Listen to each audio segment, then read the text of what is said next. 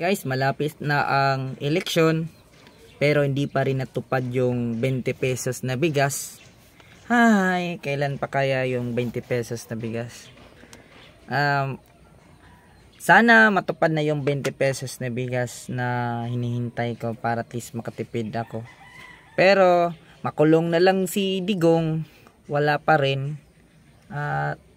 Siguro dadating na lang yung eleksyon, wala. Hindi na siguro matutupad yung 20 pesos na bigas. Sa inyo kaya, ano kaya sa palagay nyo? Matutupad pa ba yung 20 pesos na bigas? Yung mahirap, di ba? Aasa tayo sa wala.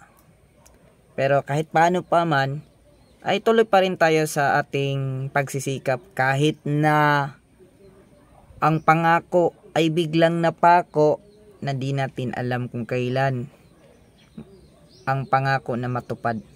O parang tupad na lang. Parang natupad, parang hindi. Pero ganun pa man, ay wala tayong magagawa. Pangako na hindi ginagawa. So wala. Isipin na lang natin na sa susunod na eleksyon ay dapat boboto tayo ng presidente or boboto tayo ng politiko, konsihal, or sabihin natin